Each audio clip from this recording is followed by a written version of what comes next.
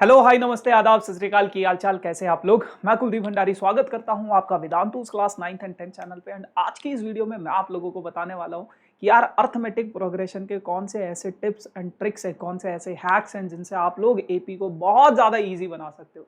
बहुत सारे बच्चों का यार ये डाउट रहता है एपी में कि भैया हमें समझ नहीं आता है nth टर्म जब पूछता है कौन सा निकालना है, एन निकालना है, ए एन निकालना है, एन कब निकालना है, क्या चीज दे रखी है, ए एन दे रखा है, एन दे रखा है, फर्स्ट टर्म दे रखा है। तो किस तरीके से हम इन क्वेश्चंस को सॉल्व कर सकते हैं, किस टाइप से, किस तरीके से हम लोग सोचे आपने इस चैप्टर में। तो वो सारी की सारी बातें करेंगे हम आज की इस वीडियो में। लेकिन अगर वीडियो को अभी तक आप लोगों ने प्यार नहीं दिया यानी कि लाइक नहीं किया तो मेक श्योर लाइक करें, शेयर करें अपने दोस्तों के साथ एंड चैनल को सब्सक्राइब जरूर करना क्योंकि वो सबसे ज्यादा इंपॉर्टेंट है बाबू आप लोगों के लिए। ठीक है ना, सही टाइम पे सही जानकारी तभी मिलेगी जब आप लोग चैनल को सब्सक्राइब करोगे। चलो बढ़ते हैं बिना किसी देरी के साथ। वीडियो का लेंथ ज्यादा नहीं होगा, 10 मिनट के अंदर पूरा का पूरा कॉन्सेप्ट खत्म करवा दूंगा, कुछ क्वेश्चंस करवाऊंगा और एपी खल्लास। देखो सबसे पहले आप लोग इस चीज को समझो यार, बच्चों को ना मेजॉरिटी ऑफ द स्टूडेंट्स को प्रॉब्लम होती है किस चीज में, nth टर्म में और n में। देखो सबसे पहले आप लोग एपी को समझो। एपी क्या होता है, आप लोगों के पास इस तरीके का कोई सीक्वेंस होता है, इस तरीके का कोई सीक्वेंस जो एक फिक्स नंबर में बढ़ता जाता है उसे हम कहते हैं एपी। और इस तरीके से ये अपने पास a plus N minus one into d, इस तरीके से अपने पास ये सीक्वेंस आता है। तो कोई भी जो सीक्वेंस होता है हमारे पास, अगर मैं यहाँ पे आपको समझाऊं, उसका ये फर्स्ट टर्म होता है, फिर उसके बाद सेकंड टर्म होता है, उसके बाद थर्ड टर्म होता है, उसके बाद फोर्थ टर्म होता है और इस तरीके से फिफ्थ टर्म, और ऐसे करते करते बीच में कोई टर्म है nth टर्म। मान लो ये और आगे चल रहा है, आगे चल के xth टर्म आ जाता है आप लोगों के पास। तो इस तरीके से ये आपका एपी है। ठीक है, अब आप एक चीज को समझो बेटा, ये तो होता है अपने पास फर्स्ट टर्म, इसमें कभी भी बच्चे को कोई दिक्कत नहीं होती।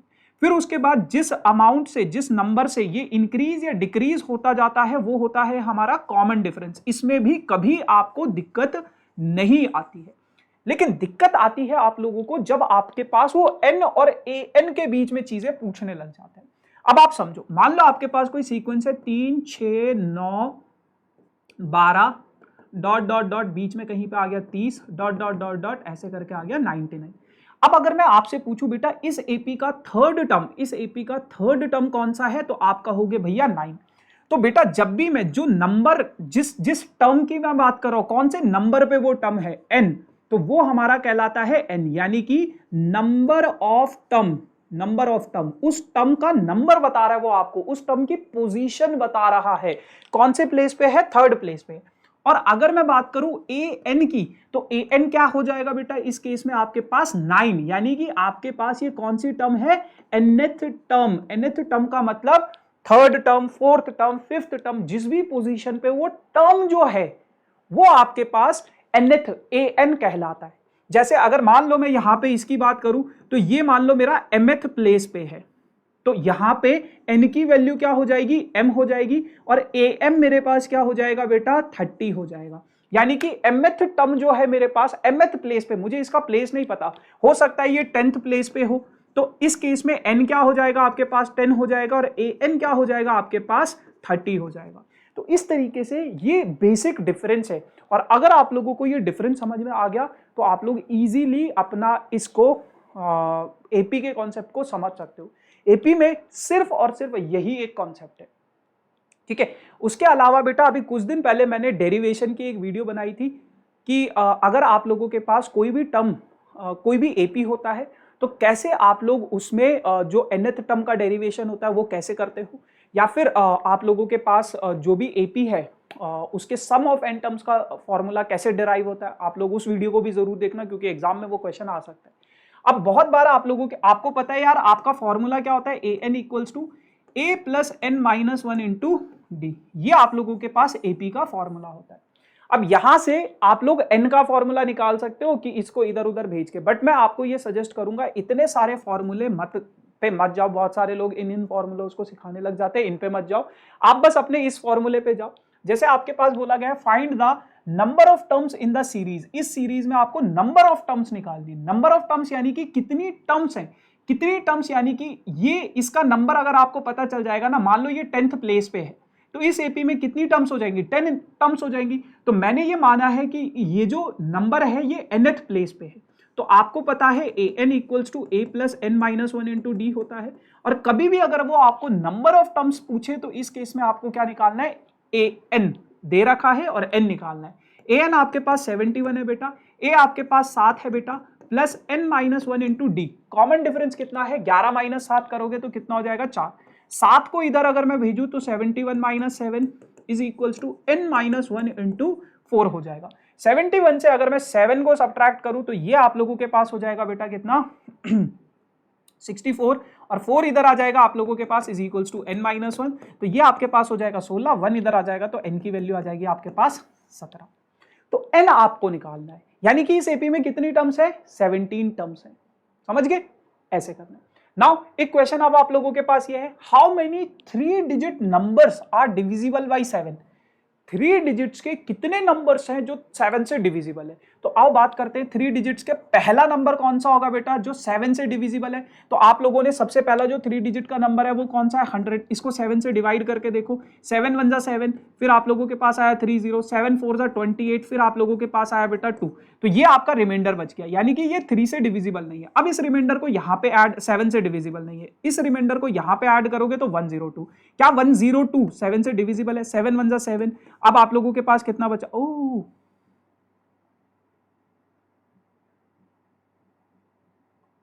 सॉरी, इसको इससे सब्ट्रैक्ट करो, 5 बचेगा, और ये 5 अब आप इसमें ऐड करो तो 105 जो होगा वो पहला नंबर होगा जो 7 से डिविजिबल होगा, 7 5 जा 30।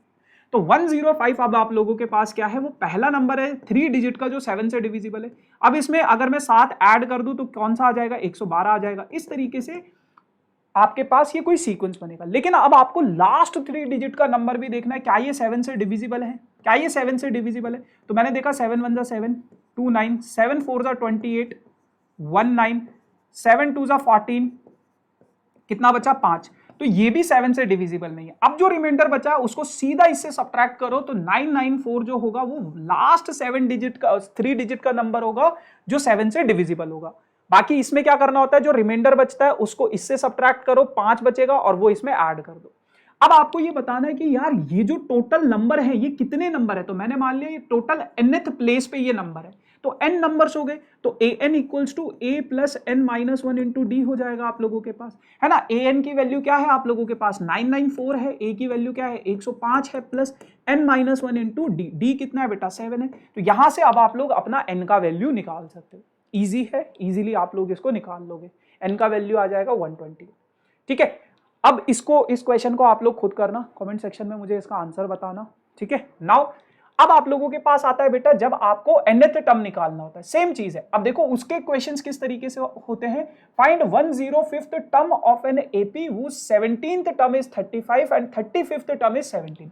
ये क्वेश्चन आप लोगों के बोर्ड्स एग्जाम में जरूर आएगा, ये क्वेश्चन आप लोगों के बोर्ड्स एग्जाम में जरूर आएगा। आपको बोला गया है आपको 105 टर्म निकालनी है, 105th टर्म निकालनी है।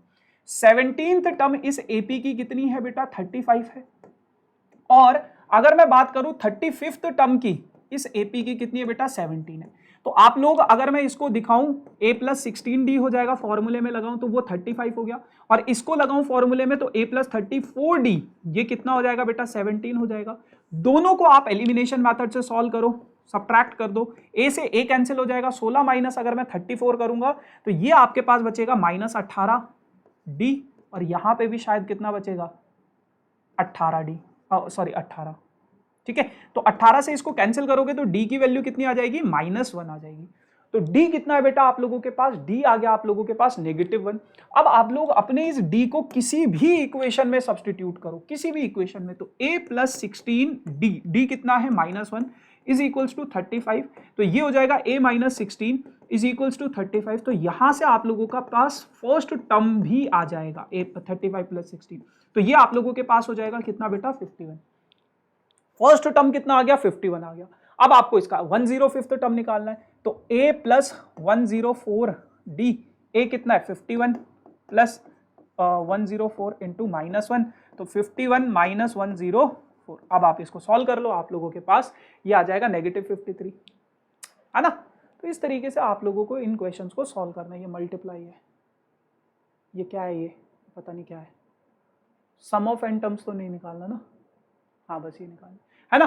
Find 19th term of an AP whose 10th term is 13 and 13th term is 10। अब आपको 10th टर्म दे रखा है बेटा 13 और 13th टर्म आप लोगों को दे रखा है 10 और आप लोगों को निकालना है 19th टर्म। अब आप लोग इजीली निकाल सकते हो। 19th टर्म क्या हो जाएगा a प्लस 18d, है ना। यहाँ पे 10th टर्म का मतलब क्या है a प्लस 9d, ये आपको दिया गया है। 13th टर्म का मतलब क्या है a प्लस 12d।